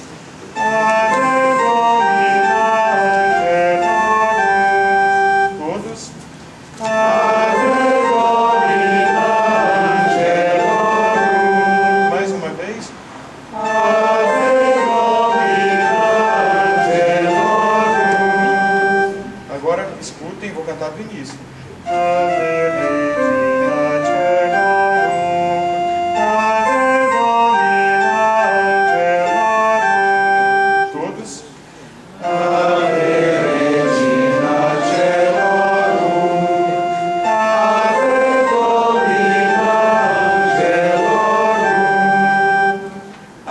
próxima parte, salve radic, salve porta, é a mesma coisa do Ave Regina Celorum em melodia, ó. Ave Regina Celorum, salve radic, salve porta. Mesma melodia, tá? Salve radic, salve porta, ex qua mundo lux est porta. Eu vou cantar mais uma vez, escutem. Salve radic, salve porta, ex qua mundo lux ex porta. Vou cantar mais uma vez, que eu errei. Ex qua mundo lux ex porta. Vamos do início. Ave Regina Celorum, Ave Domina Angelorum, salve radic, salve porta, ex qua mundo lux est sorta. Escutem. Gaude Virgo gloriosa. Cantem o Gaude Virgo gloriosa. Gaude Virgo gloriosa. Escutem. Super omnes speciosa. Vou cantar mais uma vez. Super omnes speciosa. Vou cantar o Gaude Virgo gloriosa, super omnes speciosa. Escutem e depois vocês repetem. Gaude Virgo gloriosa, super omnes speciosa. Todos. Gaude Virgo gloriosa, super omnes speciosa. Do início, para a gente não perder a melodia. Vamos do Ave Regina Celorum. Ave Regina Celorum, Ave Domina Angelorum, salve radic, salve porta, ex qua mundo lux est sorta. Gaude Virgo gloriosa, super omnes speciosa. Tá fácil. Acho que o pessoal aqui já canta desde pequeno isso, né? Porque é impressionante, tá muito bom. Acho que eles enganaram a gente, falaram que não tinha experiência, não tinha nada, assim, eles estão todos do canto gregoriano, assim, são todos lá do Tachinho de Tá Belo vendo como é Horizonte que a que ele gente é só trouxe. divulgar que a gente descobre gente que gostava do canto gregoriano e não sabia, tá vendo, Tachinho? Ó, vamos lá então do Vale, ó Vale de Decora. Vale, ó Vale de Decora. Em homenagem ao Monsenhor Falabella, apareceu aí o quilisma, né, Monsenhor? O quilisma tá aí, ó. Cuidado com o quilisma, já dizia já o professor de canto gregoriano do Monsenhor e Mariana. Cuidado com o quilisma. Que essa notinha dentada aí que tá do Decora, tá vendo? São essas três notinhas aí, e a do meio ela tá dentadinha. Estão vendo isso aí? Ah, tem desenho aí. Tem, fecha o slide que tem essas partituras aí na área de trabalho, tem um Word aqui. E aí eu mostro, fica mais fácil.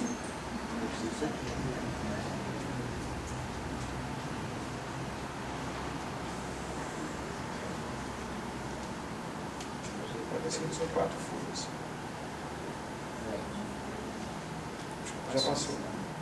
Aí. Tá vendo aqui? Mostra aí, Daniel, o quilisma. Tá vendo? Essa notinha aí no meio aí do decora, ela é meio dentada. O que isso quer dizer? Ela retarda um pouquinho a nota que antecede. Que aqui no caso é um Fá, tá vendo? Fá, Sol, Lá.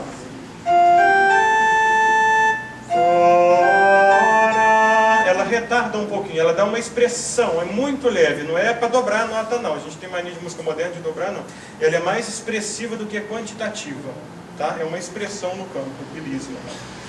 Então eu vou cantar mais uma vez essa parte aí.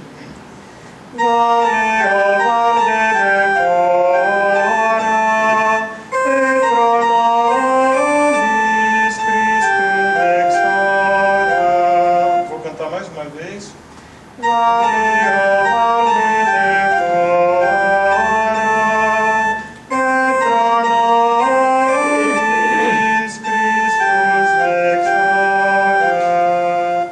Vamos pegar então do Vale, ó Vale de Decora, et pro nobis Christum exora. Então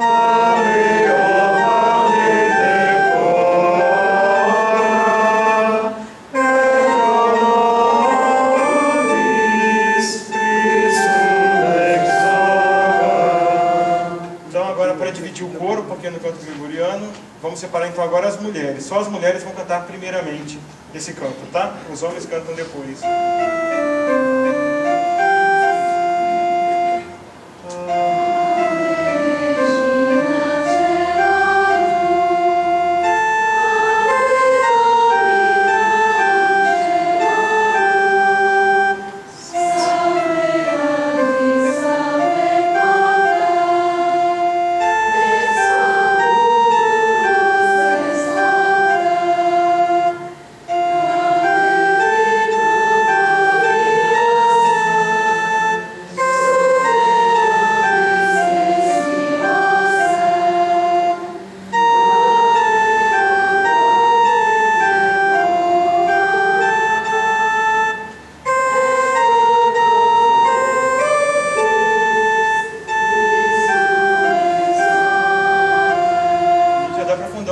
Feminino em Juiz de Fora vai ter mais de 50 monjas, hein? Está excelente, assim. Tem muita vocação monacal em Juiz de Fora. Agora os homens, então. Vamos ver se os homens vão fazer bonito igual as mulheres aí. Vamos lá, gente. Vamos lá.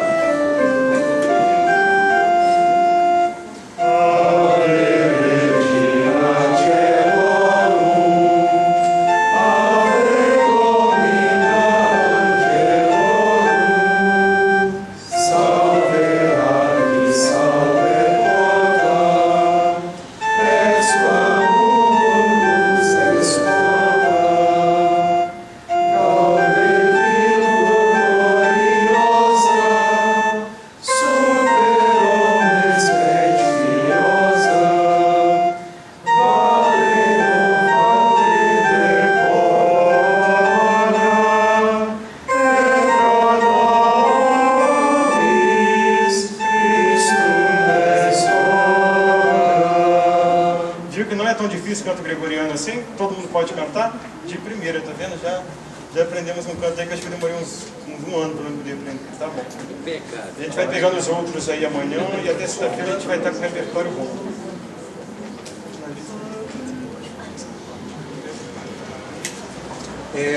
Eu agradeço a todos a participação. Amanhã, gente, eu vou falar um pouquinho sobre a pronúncia do latim. Então, vocês não assustam assim da gente falar speciosa, alguma coisa assim que soe diferente, porque amanhã eu vou explicar um pouquinho e eu vou usar essas folhas. Então amanhã, gente, por favor, não se esqueçam de trazer tanto a apostila quanto essas duas folhas de canto, porque elas que vão ser trabalhadas durante a semana.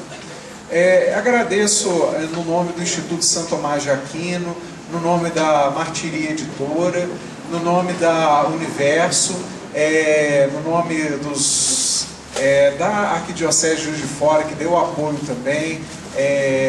Peço ao Monsenhor Falabella que agradeça a Dom Gil pelo apoio, pela licença que ele deu assim, para divulgação desse curso, né, porque foi divulgado assim, por autorização na página da Diocese, por autorização direta do Dom Gil. E, igual eu falei, a gente... o Tachinha quer falar um pouquinho? Pode sim, pode, né, gente? Vocês esperam um pouquinho, não esperam?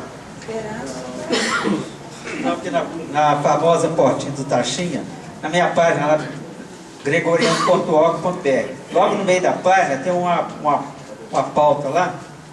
Vocês clicando lá, vocês vão para 40 páginas com todo o repertório do coral gregoriano de Belo Horizonte.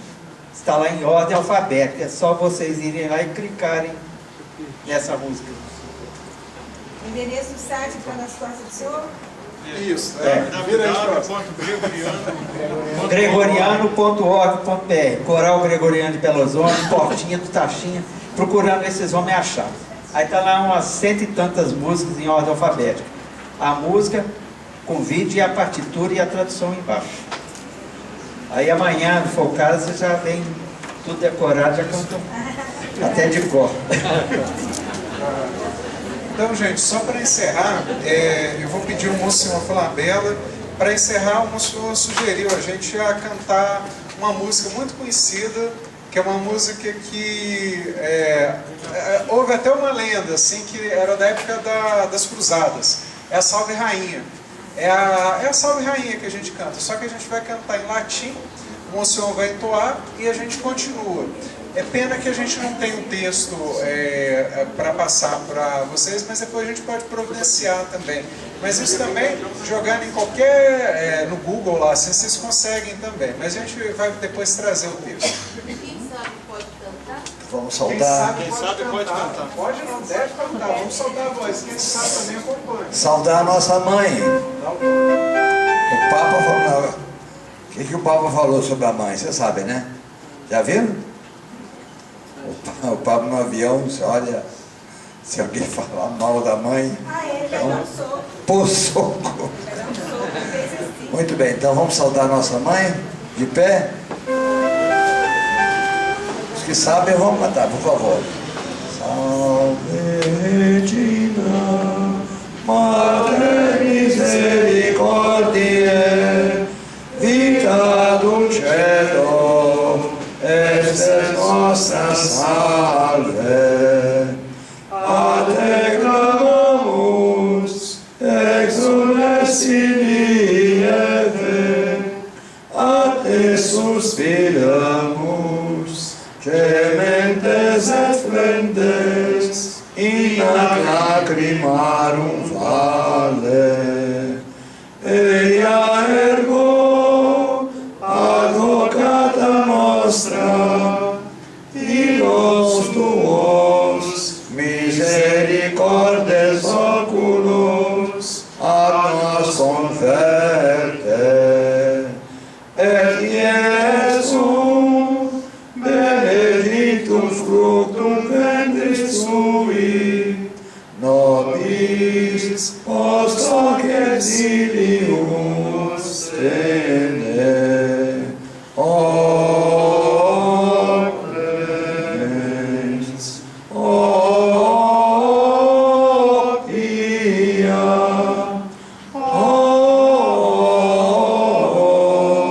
o dulcis Virgo Maria.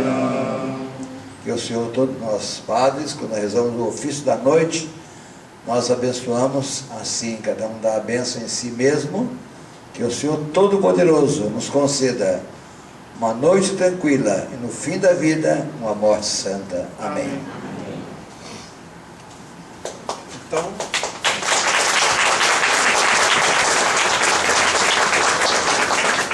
Então lembrando